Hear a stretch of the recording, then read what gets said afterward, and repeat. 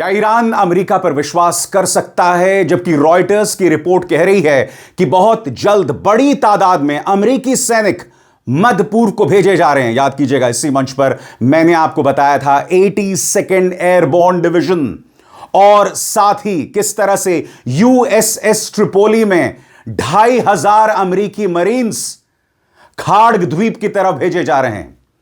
यह तमाम खेल चल रहा है दोस्तों, और साथ ही क्या ईरान के साथ विश्वासघात किया जाएगा एक बार फिर? और विश्वासघात के इस खेल में सिर्फ अमेरिका नहीं, सऊदी अरब भी शामिल है। सऊदी के प्रिंस मोहम्मद बिन सलमान ने कितना खतरनाक खेल खेला है। न्यूयॉर्क टाइम्स की रिपोर्ट जो है वो एक बहुत ही शॉकिंग खबर लेकर आई है। मगर डोनाल्ड ट्रंप कह रहे हैं कि हम ये युद्ध जीत चुके हैं। क्या वाकई ये सही है? तो चलिए, पिछले 12 घंटों में, यानी जब आप सो रहे थे, तो ईरान में क्या क्या हो रहा था, ईरान युद्ध को लेकर क्या क्या हो रहा था, वो अब मैं तस्वीरों के जरिए आपको बताना चाहता हूं। सबसे पहले अल जजीरा की ये ब्रेकिंग न्यूज, जिसमें कहा जा रहा है कि एरबिल में जो अमेरिकी काउंसुलेट है उस पर ईरानी मिसाइल के हमले से तबाही मच गई।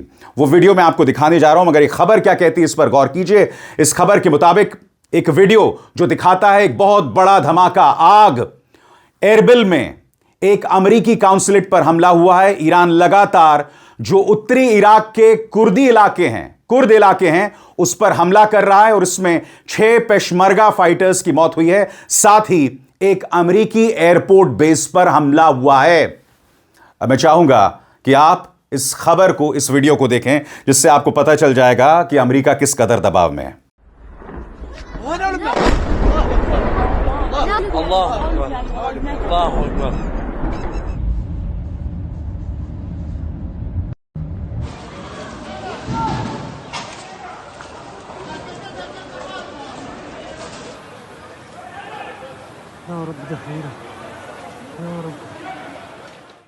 इसके अलावा दोस्तों, ईरानी मिसाइलों के चलते अल जजीरा की इस खबर के मुताबिक लगातार सायरन्स बज रहे हैं इसराइल के ऊपर, तेल अवीव के ऊपर।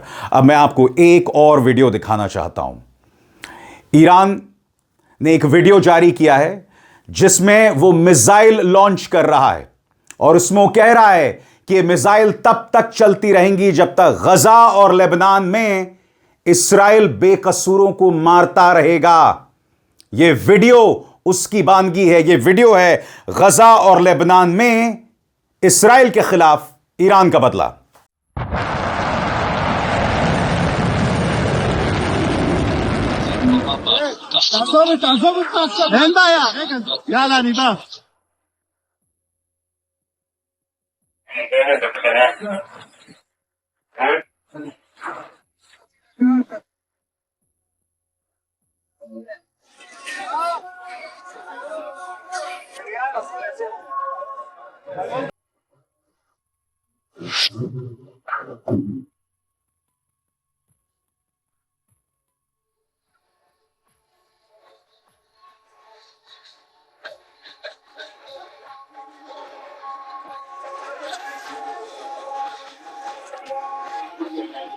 इसके अलावा दोस्तों, ईरानियन टेलीविजन ने एक वीडियो जारी किया है जिसमें सेजिल मिसाइल, जी हां, वो सेजिल मिसाइल जो इसराइल और अमेरिकी बेसिस पर कहर मचा रही है, वो वीडियो उन्होंने जारी किया है।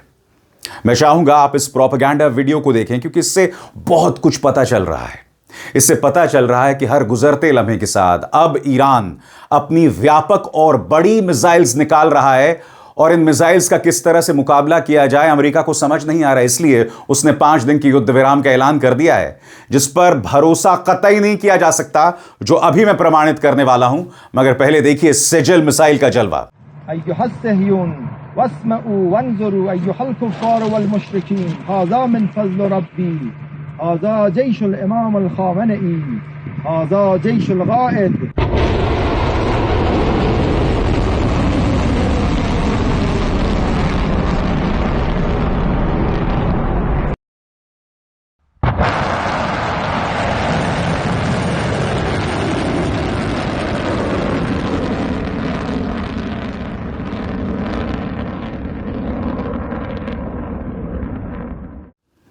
और मैंने क्यों कहा दोस्तों कि अमेरिका पर विश्वास नहीं किया जा सकता? आपके स्क्रीन पर रॉयटर्स की खबर देखिए, उनके पत्रकार हैं फिल स्टेवर्ट। वो कहते हैं US expected to send thousands of additional US soldiers to Middle East, two people familiar with the matter tell Reuters. सरल शब्दों में, बहुत बड़ी तादाद में अमेरिका अपने सैनिक भेज रहा है। अब आप मुझे बताइए, एक तरह आप कह रहे हैं कि बातचीत हो रही है। By the way, JD Vance America के उपराष्ट्रपति, उनके नाम का जिक्र किया जा रहा है। यह भी खबरें आ रही हैं कि जेडी वैंस इस मुद्दे में अहम किरदार निभाएंगे। इसको लेकर ईरान सहमत हो गया है। इसकी हकीकत क्या है, यह मैं आपको बताऊंगा, और साथ ही सऊदी का खेल, यह आपके लिए जानना बहुत जरूरी हो जाता है। मगर जैसे मैंने बताया, अगर सैनिक आ रहे हैं तो अमेरिका क्या संदेश देना चाहता है? क्या खाड़ द्वीप पर हमला किया जाएगा?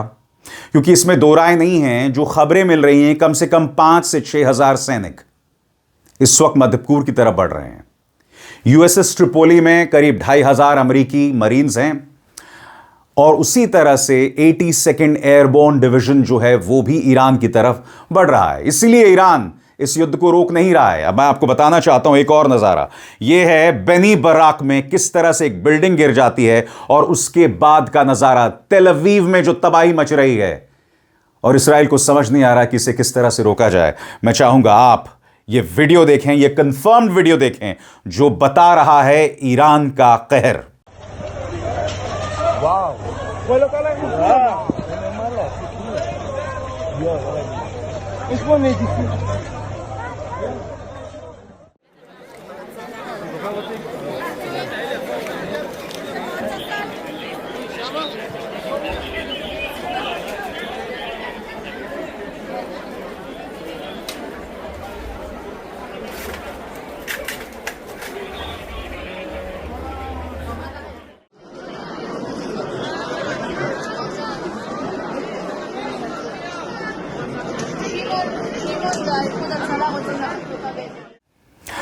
और सबसे बड़ी बात, ईरान की जनता के हौसलों में कोई कमी नहीं है सब। और उससे भी एक बड़ी बात, पड़ोसी देशों की जनता खुलकर ईरान के पक्ष में है। ईरान के साथ इराक ने 8 सालों का युद्ध लड़ा था। ईरान और इराक जानी दुश्मन थे, मगर अब मैं आपको बताने वाला हूं इराक की सड़कों पर किस तरह का हुजूम है। इरना न्यूज एजेंसी बता रहा है Iraqis also held a night time rally in support of Iran, यानी रात भर में इराकियों ने ईरान के पक्ष में समर्थन किया। देखिए किस तरह के नारे उठ रहे हैं, किस तरह का हुजूम है। यहां से पता चल रहा है ईरान के पक्ष में क्या माहौल है। خاطر مولاي وعبد الله زمن بالقارع والكتاب ما يمر الدم العيان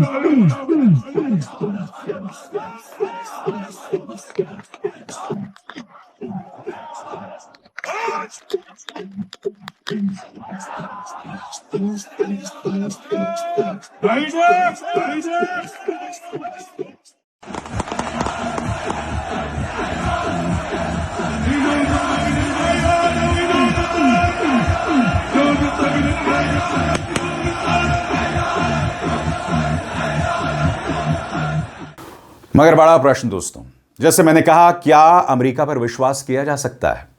कुछ खबरें आ रही हैं, मसलन जेडी वैंस जो हैं वो बातचीत करेंगे अमेरिका की तरफ से। क्यों? क्योंकि जेडी वैंस कभी भी इस युद्ध के पक्ष में नहीं रहे, लिहाजा ईरान उनमें थोड़ी सी उम्मीद देख रहा है।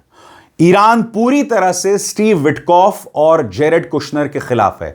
कौन है ये दोनों चेहरे? स्टीव विटकॉफ और जेरेड कुशनर इससे पहले लगातार बातचीत कर रहे थे ईरान से। ईरान का कहना है ये दोनों इस्राएली एजेंट हैं, दोनों इस्राएल के पक्ष में। और सवाल उठ रहे हैं एक और शख्स पर, सऊदी के प्रिंस मोहम्मद बिन सलमान। मैं आपके सामने कुछ और नहीं करूंगा दोस्तों, मैं आपको बताना चाहता हूं इस मुद्दे पर क्या कह रहा है न्यूयॉर्क टाइम्स। गौर फरमाएं।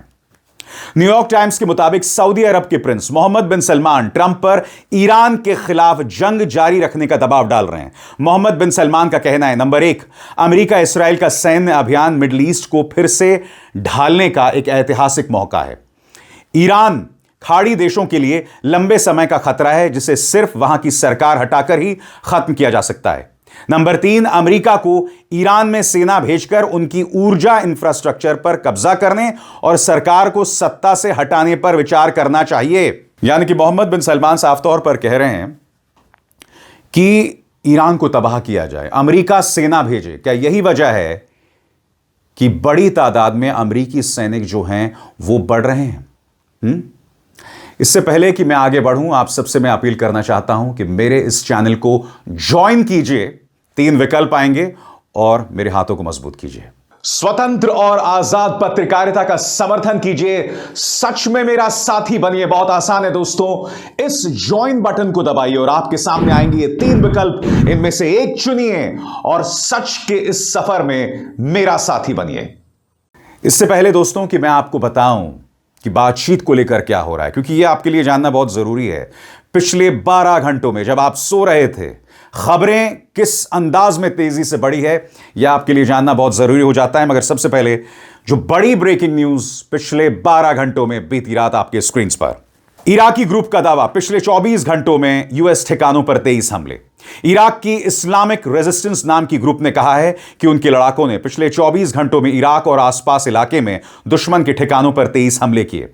उनका कहना है कि इन हमलों में 2 दर्जन ड्रोन्स और मिसाइलों का इस्तेमाल हुआ। यह ग्रुप असल में ईरान समर्थित मिलिशिया का नेटवर्क है, जिसमें ताकतवर काताइब, हिजबुल्लाह जैसे ग्रुप्स शामिल हैं।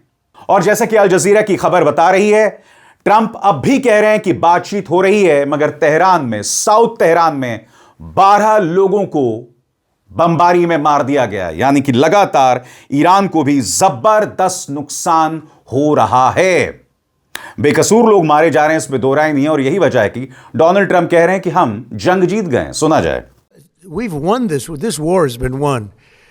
The only one that likes to keep it going is the fake news. I mean, the New York Times, you read the New York Times, it's like we're not winning a war where they have no Navy and they have no Air Force and they have no nothing. And we literally have planes flying over Tehran and other parts of their country. They can't do a thing about it. For instance, if I want to take down that power plant, that very big, powerful power plant, they can't do a thing about it. It's like, take me. That's all they can do. And yet, if you read the New York Times or if you watch ABC fake news or NBC fake news, you'd say it's a close battle. It's not a close battle. और मैंने बाकायदा प्रमाण के साथ आपको बताया कि जंग को लेकर दरअसल हालात हैं क्या। अब बात की जा रही है एक शख्स की, जेडी वैंस। जी हां, एपी की इस रिपोर्ट के मुताबिक ईरान चाहता है कि जेडी वैंस अमेरिका की तरफ से मध्यस्थता करें। और यह रिपोर्ट क्या बता रही है, मैं आपको सरल शब्दों में इसका हिंदी में अनुवाद करता चलूंगा। ईरान ने कहा है कि वो स्टीव विटकॉफ और जेरेड कुशनर से बातचीत नहीं करेंगे, क्योंकि वो कहते हैं कि ये लोग इस्राएल के एजेंट हैं। मगर वो चाहते हैं कि जेडी वैंस जो हैं उनसे बात हो। क्यों?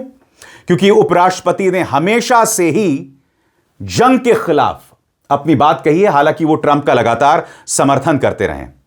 यकीनन ये जेडी वैंस के रुतबे को और बढ़ा कर देता है। एक तरफ वो ट्रंप के साथ भी हैं और दूसरी तरफ वो इस जंग को खत्म करने की कोशिश भी कर सकते हैं। तो जेडी वैंस के लिए तो निजी तौर पर उनके ब्रांड को यह बढ़ा रहा है, ऊंचा कर रहा है। और इस बात का जिक्र डोनाल्ड ट्रंप ने कहा। बकौल डोनाल्ड ट्रंप, इस बातचीत में जेडी वैंस हैं, मार्को रूबियो हैं, जेरेड कुशनर हैं और स्टीव विटकॉफ हैं, और मैं भी शामिल हूं। मगर बड़ा प्रश्न, ईरान ना स्टीव विटकॉफ को चाहता है ना जेरेड कुशनर को चाहता है, तो फिर ट्रंप ऐसा क्यों कह रहे हैं? सुनिए उन्होंने क्या कहा। He's involved in them. JD is involved, and Marco is involved, and Jared Kushner is involved. Very smart guy, and Steve Witkoff, smart guy, is involved, and I'm involved. I'm involved. Why? I'm going to be so big. Oh, I don't want to talk about it. I'm the president of the United States, Tom, and I'm not going to talk about it. It's beneath me to talk about saving millions of lives. सबसे बड़ी बात, Trump बार बार अपने रक्षा मंत्री Pete Hegseth पर हमला कर रहे हैं कि पीट हेगसेथ नहीं चाहते ये जंग खत्म हो। वो लगातार कह रहे हैं कि पीट हेगसेथ की वजह से, अपने रक्षा मंत्री की वजह से मैं इस जंग में घुसा। कितना बड़ा कायर आदमी है ये। आप सब जानते हैं दोस्तों, रक्षा मंत्री अपने तर्ज पर यह जंग शुरू नहीं कर सकता। ट्रंप की रजामंदी बहुत जरूरी है, मगर अब ट्रंप देख रहे हैं कि मध्य पूर्व में अमेरिका की साख की ऐसी तैसी हो चुकी है, उसकी छवि की ऐसी तैसी हो चुकी है, वो इसका दोष, इसका ठीकरा पीट हेगसेथ पर फोड़ रहे हैं। सुनिए उन्होंने क्या कहा। I don't want to say this, but I have to. I said, Pete and General Raising Cane, I think this thing's going to be settled very soon. Here they go. Oh, that's too bad. तो जैसे मैंने कहा दोस्तों, ये जंग अभी खत्म नहीं हुई है, और उससे भी बड़ी बात, ईरान हर गुजरते लम्हे के साथ हमले तेज कर रहा है, और ऐसा नहीं कि उससे नुकसान नहीं हो रहा। मैं आपको लगातार बता रहा हूं किस तरह से उसके 13 नागरिक मारे गए, और ऐसा हो रहा है, लगातार हो रहा है। ईरान पर भी दबाव है, मगर वो घुटने नहीं टेक रहा है।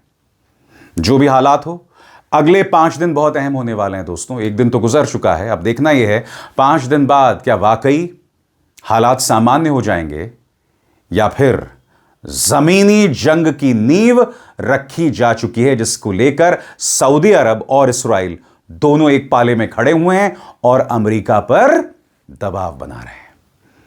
अभिसार शर्मा को दीजिए इजाजत। नमस्कार।